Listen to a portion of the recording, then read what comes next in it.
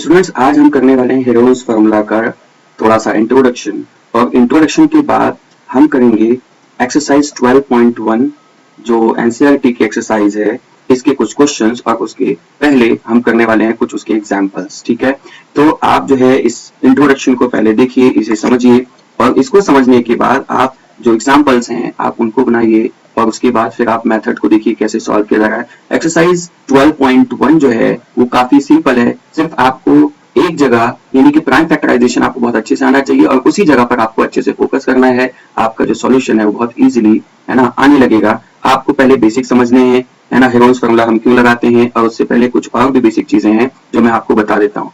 तो स्टूडेंट्स आज हम करने वाले हैं हेरोन्स फार्मूला, ठीक है, हेरोन्स फार्मूला और उससे रिलेटेड है ना इंट्रोडक्शन की चीजें। ठीक है, तो इंट्रोडक्शन में हम क्या करेंगे, इंट्रोडक्शन में हम सबसे पहले कुछ चीजें समझेंगे, जैसे कि एक पहली चीज हम समझेंगे कि पेरीमीटर क्या होता है, क्योंकि ये चीजें बार बार इसमें आ रही हैं। और दूसरी चीज इसमें हम समझेंगे एरिया क्या होता है। ठीक है, और इसमें एक कॉन्सेप्ट और आया हुआ है जहां पर हमें क्या निकालना होता है, कॉस्टिंग निकालना होता है, कॉस्टिंग निकालना होता है। तो हम इस कॉस्टिंग का जो है थोड़ा सा आइडिया यहाँ पर ले लेंगे और उसके बाद फिर हम आगे जाकर के कॉस्टिंग को है ना कैलकुलेट करेंगे। कैसे कैलकुलेट करना है वो देखिए। सबसे पहले पैरामीटर क्या होता है स्टूडेंट्स वो समझ लीजिए। पैरामीटर का मतलब क्या होता है, कोई भी शेप है, कोई भी बेसिक शेप है, सपोज दैट कि एक स्क्वायर हम बना रहे हैं, ठीक है, उस स्क्वायर की बाउंड्री पर यहाँ पे आप खड़े हो जाइए, उस स्क्वायर की बाउंड्री यहाँ पर आप खड़े हो जाइए, ठीक है, और यहां से आप आगे चलना शुरू कर दीजिए, यहां तक चले, और फिर यहां से आगे बढ़े, यहां तक चले, फिर आप यहां से यहां तक चले और आप फिर आगे बढ़े और यहां तक चले। यानी आपने जहां से स्टार्ट किया था आप वहीं पर वापस से पहुंच गए। और आप ये जो चले थे, ये स्टूडेंट्स आप चले थे बाउंड्री के ऊपर। तो आपने एक तरीके से किया क्या है, आपने इस बाउंड्री को है ना मेजर कर लिया है चलते चलते। जब बाउंड्री का मेजरमेंट निकालना हो या बाउंड्री का मेजरमेंट निकाला जाए तो उसी को हम क्या कहते हैं, पैरामीटर। यानी ये जो है हमारा, ये क्या हो गया, ये हो गया लेंथ ऑफ बाउंड्री। ठीक है, ये क्या हो गया, लेंथ ऑफ बाउंड्री। और उसके बाद कभी भी पैरामीटर निकालना हो तो समझ जाइए कि इसके बाउंड्री पे ही चलना है आपको। ठीक है, उसके बाद आप ये समझिए कि एरिया क्या होता है। एरिया किसे कहते हैं, एरिया में क्या करना होता है, एरिया में क्या चीजें आती हैं। सपोज दैट कोई फिगर है, उस फिगर के अंदर आप चले गए, बाउंड्री से अंदर चले गए, आप बाउंड्री से अंदर जा चुके हैं। अब उस बाउंड्री के अंदर आप खड़े होकर के है ना, यहाँ पर सॉइल है, उस सॉइल के ऊपर आप पानी डालना चाह रहे हैं, है ना, यहाँ पर, या फिर आप उस फील्ड के अंदर है ना चलना चाह रहे हैं। जब आप फील्ड के अंदर चलेंगे तो ऑब्वियसली आप इस वॉल पे तो नहीं चलेंगे, है ना, जो जिसकी बाउंड्री वॉल है उस पे नहीं चलने वाले। तो बाउंड्री वॉल के अंदर जहां जहां पे आप चलेंगे या आप पानी डालेंगे, जहां जहां आप पानी डालेंगे वो सारा का सारा उसका क्या होगा, एरिया होगा। यानी क्या समझ में आया, ये समझ में आया कि जो बाउंड्री के ऊपर का मेजरमेंट निकाला जाता है उसे हम पैरामीटर कहते हैं, और जो बाउंड्री के अंदर का मेजरमेंट निकाला जाता है उसे हम एरिया कहते हैं। ठीक है, उसके बाद आती है बात कॉस्टिंग की। कॉस्टिंग कई बार हमें निकालना होता है ना, उस वक्त हमें दे दिया जाता है कि 1 मीटर स्क्वायर के लिए हम सपोज दैट आपसे 5 रुपीज ले रहे हैं। बताइए कि आपका जो एरिया है ना, उसमें हम आपसे कितने रुपए लेंगे अगर कोई काम करना हो, है ना। तो हमने बोल दिया आपसे 1 मीटर स्क्वायर के लिए 5 रुपीज लिया जाएगा। अगर आपके पास आपका जो फील्ड है वो आता है 100 मीटर स्क्वायर, इस केस में आप देखेंगे कि ये वैल्यू जो है ये मीटर स्क्वायर है ना, ये भी मीटर स्क्वायर, ये सेम है, तो क्या बढ़ रहा है, ये 1 जो है ये क्या हो गया, 100 हो गया। ये 1 जो है ये क्या हो गया, 100 हो गया। ऐसी कंडीशन में जब वैल्यू बढ़ा करती हैं तो हम मल्टीप्लाई करते हैं, है ना। यानी कि ये 1 मीटर स्क्वायर 100 कैसे हो गया, हमने 1 में 100 मल्टीप्लाई कर दिया तब 100 हुआ। और ये साइन इक्वलिटी का है, यानी आपको दोनों तरफ मल्टीप्लाई करना चाहिए था, लेकिन आपने एक ही साइड किया, तो हम यहाँ पर भी 100 से क्या करेंगे, मल्टीप्लाई करेंगे, है ना। तो ये भी हो जाएगा हमारा 500। ये आ गया आपको समझ में। तो कभी भी आपको कॉस्टिंग निकालना है तो ये समझ लीजिए कि 1 यूनिट के लिए क्या कॉस्टिंग आपको देना पड़ता है, उसी से आपको इस जो प्राइसिंग तय हुई है उससे आपको मल्टीप्लाई करना होगा, ऐसे कॉस्टिंग निकल जाएगी। ठीक है, तो आप अगर इसको नोट करना चाहते हैं इसे नोट कर लीजिए वीडियो पॉज करके, और उसके बाद फिर हम इसमें और आगे की चीजें समझ लेते हैं कि हेरोन्स फार्मूला क्या होता है, क्यों निकाला जाता है, कैसे निकाला जाता है। ठीक है स्टूडेंट्स, तो अब आप ये समझ लीजिए कि आपको हेरोन्स फार्मूला है ना क्यों यूज करना पड़ता है। उससे पहले आप थोड़ा सा ट्रायंगल्स के बारे में जान लीजिए। आपके पास जो ट्रायंगल्स होते हैं वो कैसे कैसे होते हैं। आपके पास एक ट्रायंगल होता है जो कि होता है इक्विलैटरल ट्रायंगल। इक्विलैटरल इक्वल से बना है, लैटरल का मतलब होता है साइड्स, यानी एक ऐसा ट्रायंगल जिसमें आपकी सारी साइड्स क्या होती हैं, इक्वल होती हैं। यानी अगर इस साइड का मेजरमेंट ए है तो ये भी ए रहेगा और ये भी ए रहेगा। ठीक है, इक्विलैटरल ट्रायंगल के अंदर अगर आपको एरिया को कैलकुलेट करना हो तो इसका फॉर्मूला होता है √3/4a²। यानी कि इसके लिए आपके पास ऑलरेडी फॉर्मूला है, आप बहुत आसानी से इसका एरिया कैलकुलेट कर सकते हैं क्योंकि आपके पास फॉर्मूला है, आपके पास साइड्स की वैल्यू। इक्विलैटरल ट्रायंगल एक ऐसा ट्रायंगल होता है जिसके अंदर ऑल साइड्स है ना, जिसके अंदर ऑल साइड्स और उसी के साथ ऑल एंगल्स क्या होते हैं, इक्वल होते हैं। ठीक है, क्या होते हैं, इक्वल होते हैं। ठीक है, उसके बाद अब आप देख लीजिए कि दूसरा टाइप का जो ट्रायंगल है वो क्या होता है।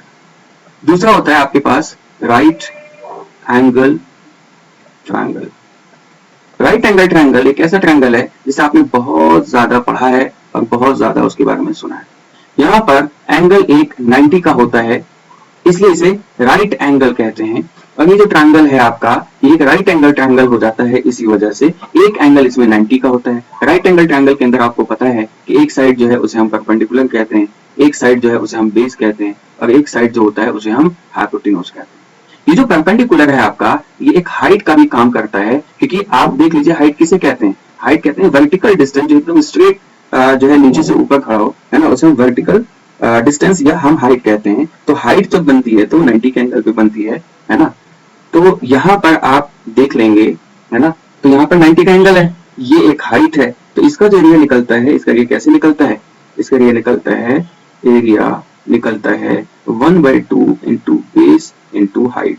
यानी बेस ये वाली साइड, इसका जो मेजरमेंट होगा वो यहाँ पे पुट करना है आपको, और हाइट का जो मेजरमेंट होगा वो यहाँ पे पुट करना है, और उसके बाद आपका जो एरिया है वो इजीली आ जाता है। ठीक है, यह आपके पास हो गया दूसरे टाइप का ट्रायंगल। फिर आपके पास आता है तीसरे टाइप का ट्रायंगल, जिसे हम क्या कहते हैं, आइसोसेलेस ट्रायंगल कहते हैं। आइसोसेलेस ट्रायंगल कहते हैं।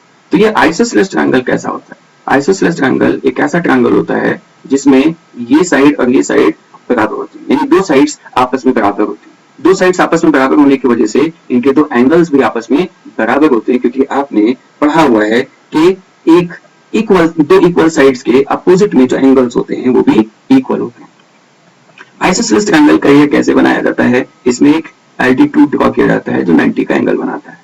यहाँ पर ये हमारे पास क्या होगा, बेस होगा, और ये हमारे पास क्या होगा, हाइट होगा। तो यहाँ पर भी एरिया निकालने का सेम फॉर्मूला है 1/2 into base into height. Clear है इतना। अब आपके पास इक्विलैटरल ट्रायंगल का मेथड भी है, राइट एंगल ट्रायंगल का मेथड भी है, और आइसोसेलेस ट्रायंगल का मेथड भी है। लेकिन स्टूडेंट्स, आपके पास एक ऐसा ट्रायंगल है जिसके लिए आपके पास कोई मेथड नहीं है, और उस ट्रायंगल का नाम है स्केलेन ट्रायंगल। स्केलेन ट्रायंगल एक ऐसा ट्रायंगल होता है ना, जिसमें ऑल साइड्स आर डिफरेंट, है ना। स्केलेन ट्रायंगल एक ऐसा ट्रायंगल होता है जिसमें ऑल साइड्स क्या होती हैं, इक्वल होती हैं। All sides are unequal, all sides are unequal. तो जितनी भी साइड्स हैं इसका मेजरमेंट अलग अलग होगा, ये ए है, ये बी है, ये सी है।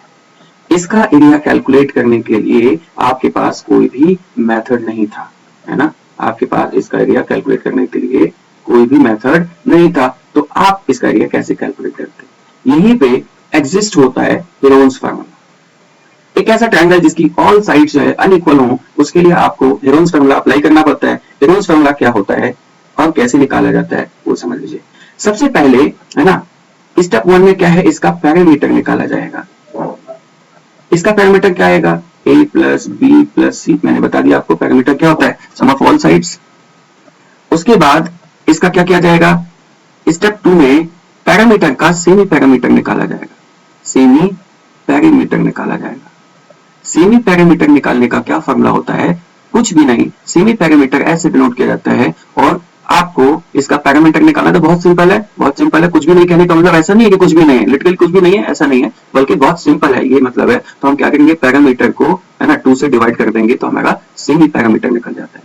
तो स्टेप 1 में हमने पैरामीटर निकाल लिया, बहुत सिंपल। स्टेप 2 में हमने सेमी पैरामीटर निकाल दिया, दैट्स ऑल। उसके बाद अब आपको स्टेप 3 के अंदर इसका एरिया कैलकुलेट करना है। इसका एरिया कैलकुलेट करने के लिए फॉर्मूला क्या होता है, फॉर्मूला होता है area of a triangle is equal to under root S, फिर S minus A, S minus B और एस माइनस सी, ये फॉर्मूला होता है हमारा। एक चीज ध्यान रहे, ये सारे के सारे टर्म्स मल्टीप्लीकेशन में है, इसलिए इनका ऑर्डर मेंटेन रखना ऐसा कुछ भी कंपलसरी नहीं है। आप चाहें तो s minus b, s minus c किसी को भी पहले लिख सकते हैं, जरूरी नहीं है कि आप एस माइनस ए को पहले लिखें। फिर आपको क्या करना होता है, यहाँ पर एस की जो वैल्यू है यहाँ पर आई हुई थी वो रखना होता है।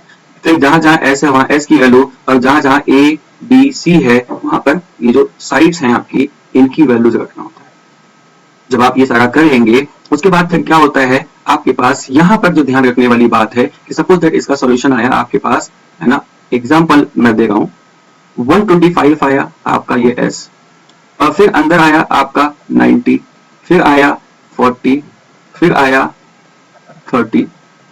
आपको यहाँ पर इन सब का प्राइम फैक्टराइजेशन करके इसकी जो पेयर्स हैं जो हमारे मतलब के निकल सकते रूप से वो निकालना होता है। बस यहाँ पे आपको ये जो स्टेप है आपका ये थोड़ा सा क्रिटिकल स्टेप है ना, ये वाला जो स्टेप है ये थोड़ा क्रिटिकल स्टेप है। अगर आपने यहाँ पर प्राइम फैक्टराइजेशन सही किया है तो आपका आंसर बिल्कुल सही आएगा, इसमें आपको कोई घबराने वाली बात नहीं है। ये बहुत सिंपल मेथड है, बस आपको क्वेश्चन अच्छे से समझना है, क्वेश्चन में क्या कहा हुआ है, और उसके बाद फिर आप इस कॉन्सेप्ट को अप्लाई कर देंगे तो बहुत इजीली ये सॉल्व हो जाएगा। तो आई होप कि आपको जो कॉन्सेप्ट है हेरोन्स फार्मूला का वो समझ में आ गया, एरिया क्या होता है, पैरामीटर क्या होता है वो समझ में आ गया है, और आपको इसमें ये समझ में आ गया कि हमें एक हेरोन्स फार्मूला अलग से क्यों जरूरत पड़ा, है ना, हमें इसकी जरूरत क्यों पड़ी जबकि हमारे पास और भी मेथड्स थे। ठीक है, ये सारी चीजें क्लियर हो गई हैं, तो फिर हम अब आगे के वीडियोस में डिस्कस करेंगे कि इसके एग्जांपल्स कैसे सॉल्व करना है, इसके क्वेश्चंस को कैसे सॉल्व करना है। इस वीडियो में स्टूडेंट्स इतना ही, फिर मिलेंगे नई वीडियो में। अगर आप पहली बार इस चैनल पे पहुंचे हैं तो सब्सक्राइब करना मत भूलिएगा, लाइक एंड शेयर करना मत भूलिएगा। फिर मिलेंगे नेक्स्ट वीडियो में, तब तक के लिए बाय बाय।